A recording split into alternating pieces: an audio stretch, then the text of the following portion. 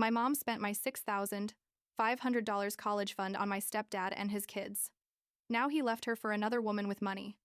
And she's begging for forgiveness, but I left her speechless. I'm 24 years old. I work in marketing for a mid-sized company in the Midwest. And honestly, I need to tell this story because what my mother did to me basically changed my entire life. And not in a good way. I guess I should start from the beginning. When I was 16 and my mom met Mark. I don't remember exactly how they met. I think it was at some work event or something like that. But what I do remember perfectly is the first time he came to dinner at the house with his two kids, Melissa and Tyler. Melissa was like 15 at the time, almost my age, and Tyler was about 13. And from that very first day, I knew, I had that weird feeling in my stomach that things were going to change, but I never imagined how much. My dad had passed away when I was 11, a super sudden car accident, and since then it had been just mom and me against the world. Or so I thought. She worked as a manager at a retail store. Nothing glamorous, but she made enough for us to be okay. And during those 5 years, before Mark showed up, the truth is, we were pretty close. She had been saving for my college since I was born, something my dad had started, and that she continued religiously after he died. She told me all the time, "Olivia, your education is the most important thing. Your dad would have wanted you to go to college." And I believed it completely, because I saw how every month she set aside money in that special savings account we had. By the time I was 16, there was like $6,500 in there. It wasn't a fortune, but it was something. It was the promise that I could go to college without burying myself completely in debt.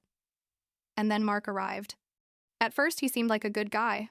Honestly, he worked in construction or something like that, always walking around with work boots and flannel shirts, like the classic Midwest working man. But what I didn't realize at the time is that he basically didn't have steady work. I mean, he had jobs here and there, but nothing consistent. And he lived in a small apartment with Melissa and Tyler because his ex-wife, their mom, had run off with another guy, leaving him with the kids. My mom fell in love with that story, the single father struggling for his children, and I thought at the time, well, if mom is happy, I'm happy, right? How naive I was. Things moved super fast.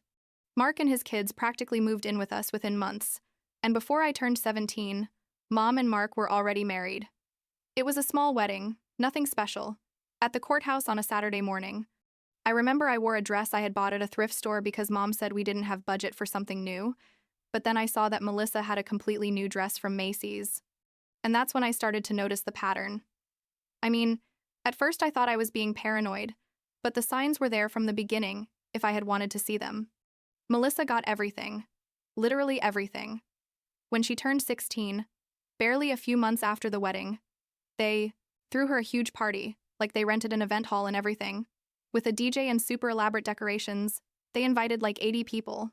I had turned 17 3 weeks before that, and they had given me a set of towels, yes, towels, and a $50 gift card to Target. When I asked Mom why Melissa had such a big party, she told me it was because it was her sweet 16, and that was important, and that my birthday had been quiet because I had said I didn't want anything special. But I never said that. Never. And when I tried to explain that to her, Mark stepped in and said I was being immature and jealous, that I should be happy for my stepsister. The thing is, looking back, I should have seen it coming from that moment.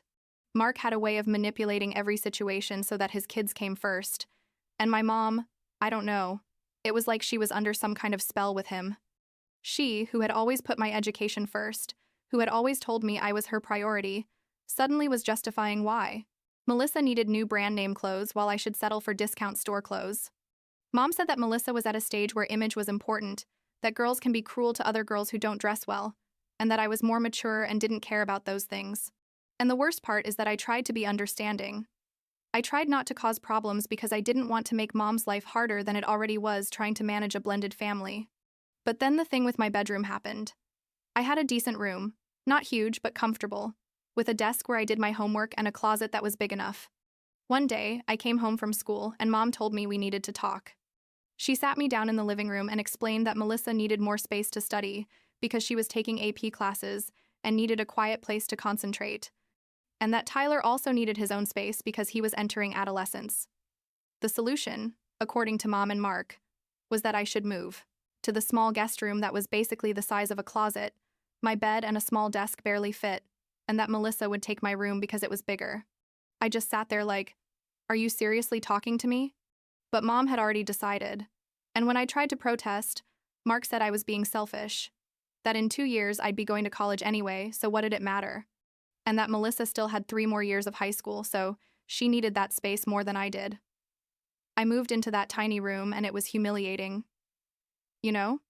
Every time I walked past what used to be my room and saw Melissa in there with all her new stuff, her boy band posters, and her huge desk that Mark had bought her, I felt like I was being erased from my own house. And Tyler had his own room too, a room that used to be Mom's study, but apparently he needed it more.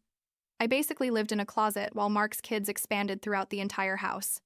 My mom, when I complained, told me to just be patient, that things would work out.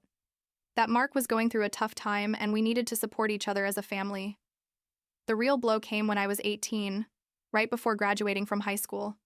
I had been checking out university options, nothing super expensive. I was looking at the state university and also community colleges for the first 2 years to save money, and I needed to know exactly how much I had in my college fund to plan.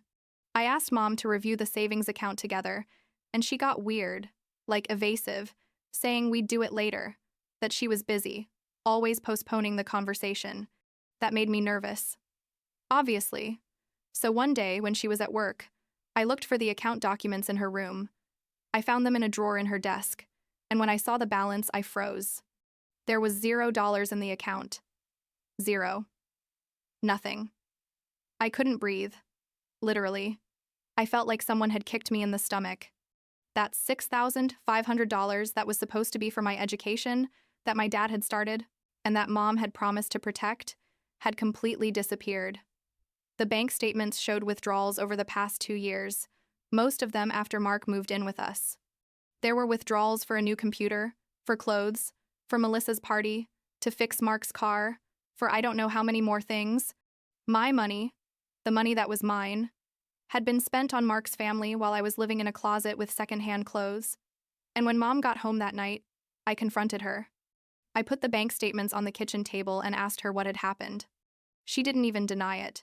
She just stood there with that guilty expression on her face and said, "Olivia, we can talk about this later. Mark and the kids are in the living room." And I was like, "No, we're going to talk about this now. Where's my college money?"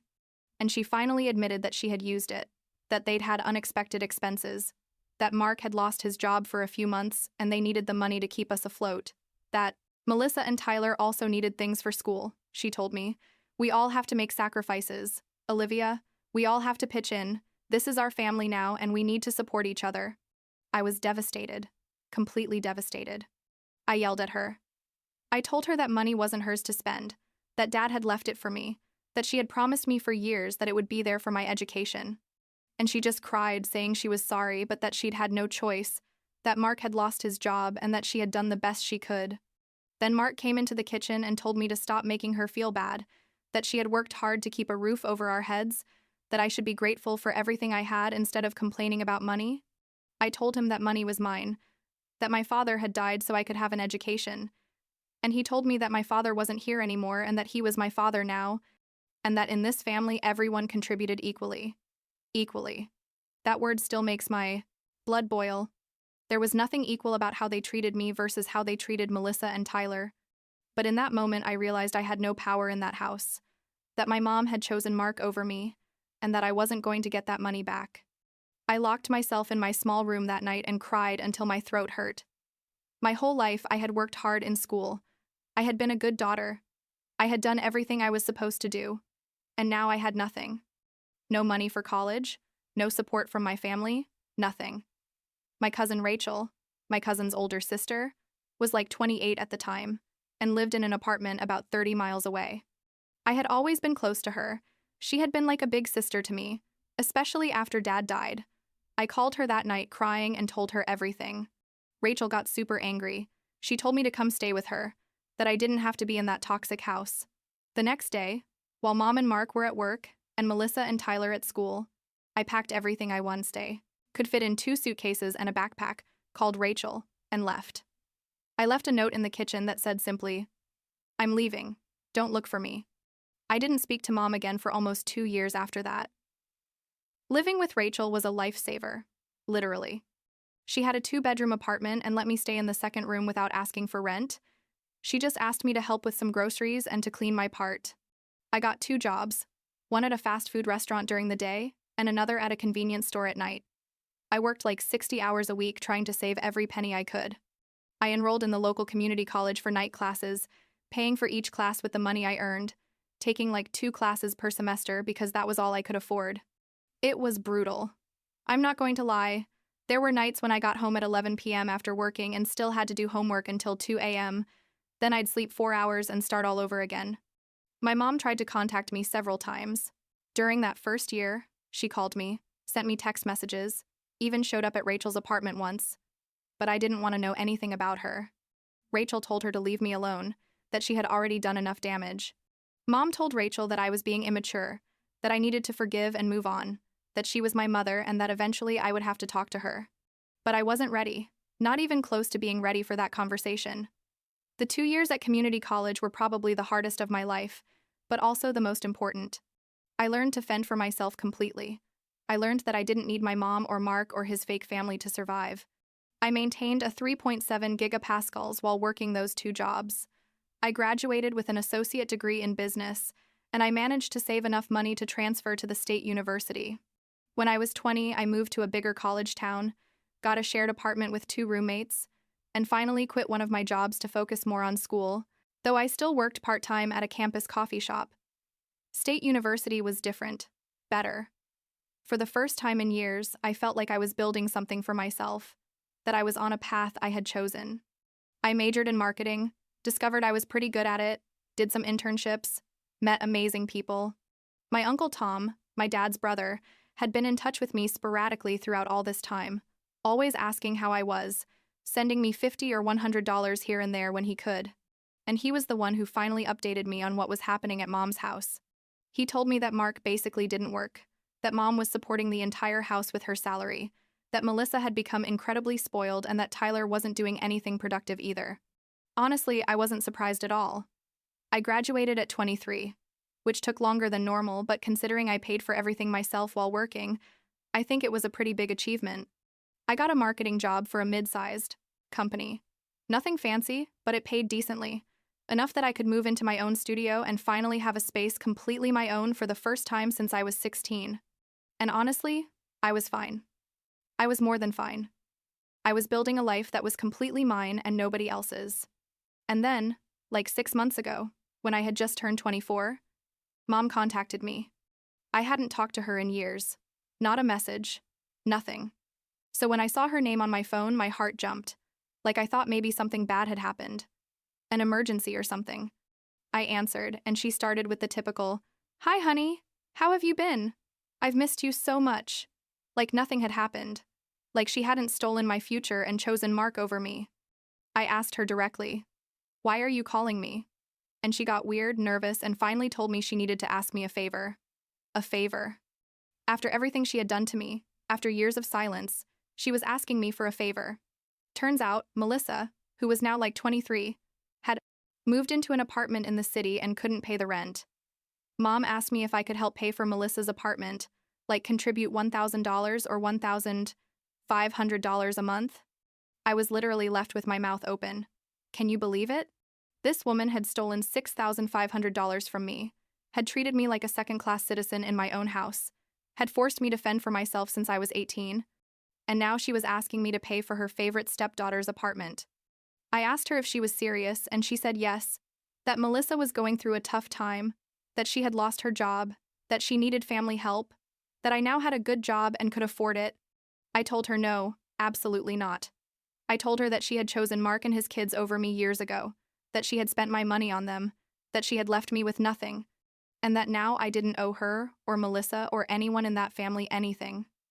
Mom started crying, saying that I was her daughter, that families support each other, that she had made mistakes, but now she needed my help. And I simply told her, "I'm sorry, Mom, but it's not my problem," and hung up. Then I blocked her on everything. Phone, social media, email, everything. 2 weeks later, Mark called me. He had gotten my number somehow, probably from my Uncle Tom or something. He called me and started aggressive immediately, saying I was selfish, that my mom had raised me and now that she needed help I was turning my back on her, that Melissa was my sister and sisters take care of each other. I told him that Melissa was never my sister, that he was never my father, that they had spent my money and ruined my life, and that I didn't owe them absolutely anything. He started yelling at me, saying I was ungrateful, that I should be grateful that Mom let me live with them all those years, that I was a spoiled child. I yelled back at him. I told him he was a manipulator and a parasite who had been living off my mom's money for years, and that if Melissa needed money, he should get a real job and support his own daughter. I hung up and blocked him too. What I didn't know at the time was that Mark had given Mom an ultimatum.